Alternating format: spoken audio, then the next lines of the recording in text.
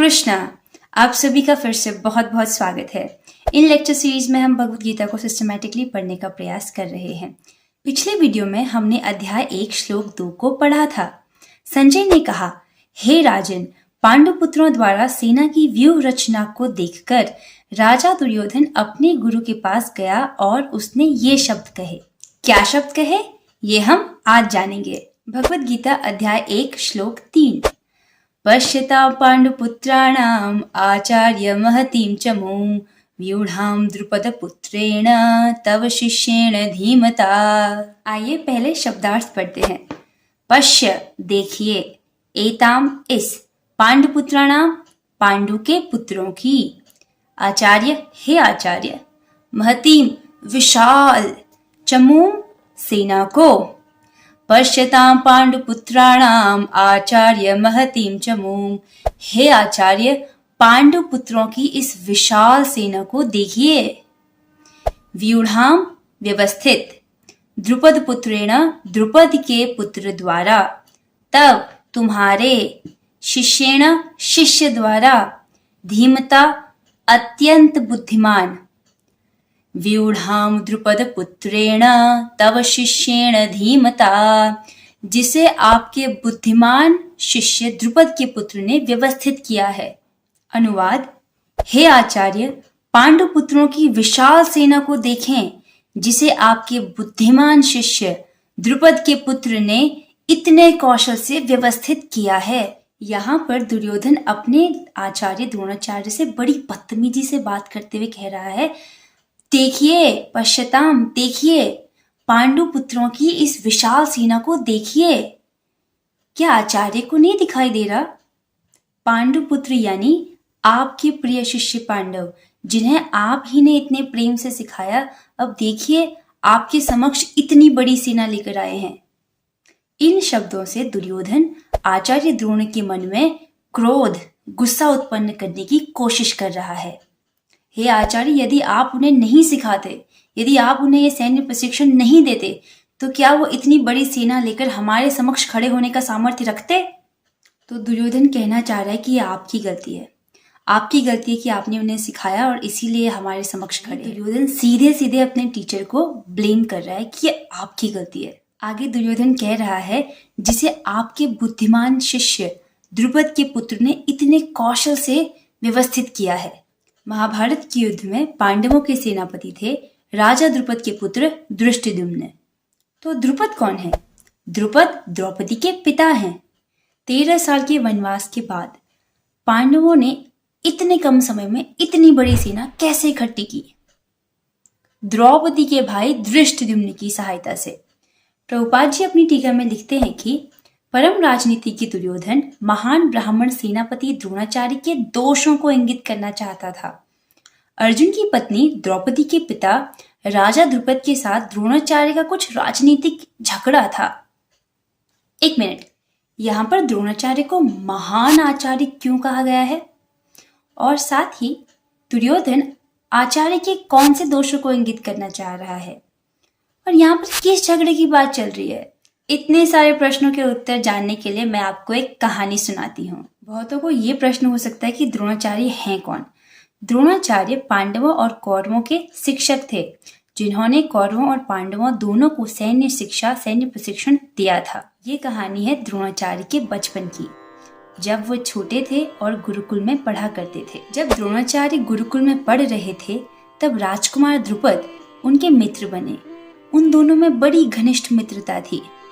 उस दौरान राजकुमार द्रुपद ने अपने प्रिय मित्र द्रोणाचार्य से कहा कि भविष्य में मैं जब राजा बनूंगा तो अपना आधा राज्य तुम्हें दे दूंगा। समय बीता, राजकुमार द्रुपद अपने देश के राजा बन गए और द्रोण एक गरीब ब्राह्मण के रूप में जीवन यापन करने लगे। द्रोणाचार्य का विवाह कृपाचार्य की बहन कृपि से हुआ। उनका एक पुत्र हुआ, अश्वत्थामा। एक दिन दूसरे ऋषि पुत्रों को देख अश्वत्थामा भी दूध के लिए रोने लगा, लेकिन उनके पास गाय न होने के कारण द्रोणाचार्य उसके लिए दूध का प्रबंध नहीं कर सके। इस बात से उन्हें बहुत दुख हुआ।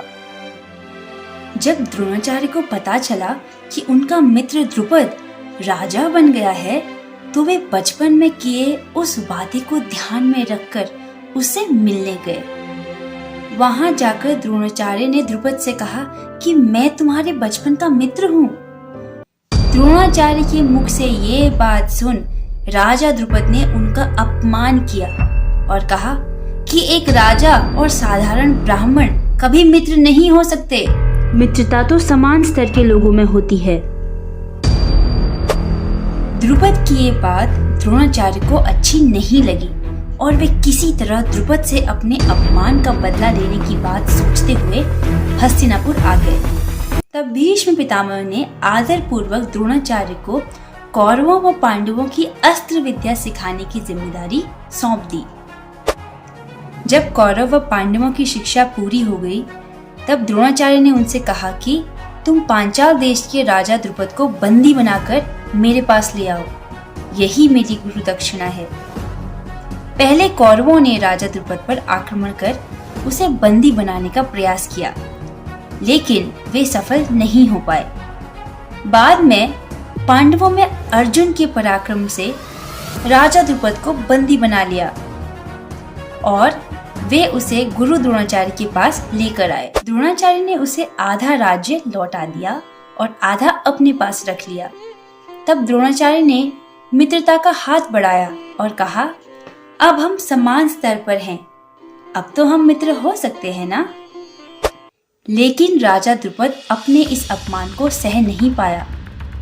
उसने इस अपमान का बदला लेने हेतु एक यज्ञ करवाया, जिससे उसे एक ऐसे पुत्र की प्राप्ति हो जो द्रोण का वध कर सके और एक पुत्री जिसका विवाह अर्जुन से हो, क्योंकि वह अर्जुन का पराक्रम देख चुका था। यज्ञ से प्रकट हुए धृष्टद्युम्न और द्रौपदी।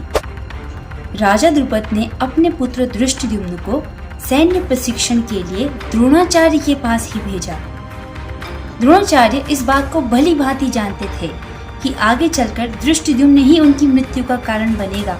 फिर भी अपने सारे सैन्य रहस्य द्रुपद के पुत्र को प्रदान करने में झिझके नहीं, और इसी बात को दुर्योधन इंगित करना चाह रहा है कि जब द्रुपद का पुत्र धृष्टद्युम्न आपसे सैन्य प्रशिक्षण की कला सीखने आया था, तब आपको पता था कि भविष्य में चलकर यही आपकी मृत्यु का कारण बनेगा, फिर भी आपने उसे सिखाया। इस बात से पता चलता है कि वो बहुत बुद्धिमान है और इनडायरेक्टली कहना चाहता है कि आप बहुत मूर्ख हो। अब धृष्टद्युम्न कुरुक्षेत्र के युद्ध में पांडवों का पक्ष ले रहा था और उसने द्रोणाचार्य से जो कला सीखी थी, उसी कला के आधार पर उसने पांडवों की व्यूह रचना की थी। आचार्य द्रोण ब्रह्मज्ञानी हैं। वे जानते हैं कि शरीर तो नाशवान है और शरीर के नाश होने को ही मृत्यु कहते हैं। मृत्यु तो किसी न किसी रूप में आएगी ही, भले वो द्रुपद के पुत्र धृष्टद्युम्न के रूप में आए या किसी और रूप में, मृत्यु तो आनी निश्चित है। तो जो चीज आनी ही है, जो चीज होनी ही है, जो चीज निश्चित है, उसके लिए अपने कर्तव्य से पीछे क्यों हटा जाए? उनका कर्तव्य था कि यदि कोई योग्य शिष्य हो तो उसको उन्हें शिक्षा देनी चाहिए, और उन्होंने अपने कर्तव्य को निभाया। इसीलिए उन्हें यहाँ पर महान ब्राह्मण कहकर संबोधित किया गया है। इसके द्वारा वह द्रोणाचार्य को यह भी बताना चाह रहा था कि कहीं वह अपने प्रिय शिष्य पांडवों के प्रति युद्ध में उदारता न दिखा बैठे।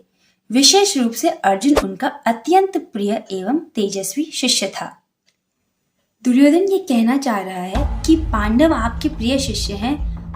आप एक तो पहले ही गलती कर चुके हैं कि आपने उन्हें इतना सब कुछ सिखाया, आपने ही उन्हें सारी सैन्य प्रशिक्षण कला सिखाई, और देखिए वो इतनी बड़ी सेना लेकर हमारे समक्ष खड़े हो गए हैं। अब आप दूसरी गलती मत कीजिएगा। कौन सी दूसरी गलती? उनके लिए सॉफ्ट कॉर्नर मत रखिएगा। मैं जानता हूँ वो आपके प्रिय शिष्य हैं, इसका मतलब ये नहीं कि आप उनके लिए अभी सॉफ्ट कॉर्नर दिखाएं। यदि आप ऐसा करेंगे तो हम ये युद्ध हार जाएंगे। तो आइए अब बढ़ते हैं प्रश्न उत्तर की तरफ। यहाँ आप अपने आप को खुद टेस्ट कर सकते हैं कि आपने इस श्लोक को कितने अच्छे से समझा है। प्रश्न नंबर 1, दुर्योधन आचार्य द्रोण के किन दोषों को इंगित करना चाह रहा था? प्रश्न नंबर 2, आचार्य द्रोण ने यह जानते हुए भी कि द्रुपद का पुत्र धृष्टद्युम्न उनका वध करेगा, उसे अपने सारे सैन्य रहस्य क्यों प्रदान किए? इसी के साथ हम आज की चर्चा को यहीं पर विराम देते हैं। आपसे मिलेंगे अगली वीडियो में। श्रीमद् भगवद गीता की जय, श्री प्रभुपाद की जय। All glories to Shri Guru Gauranga. Hare Krishna.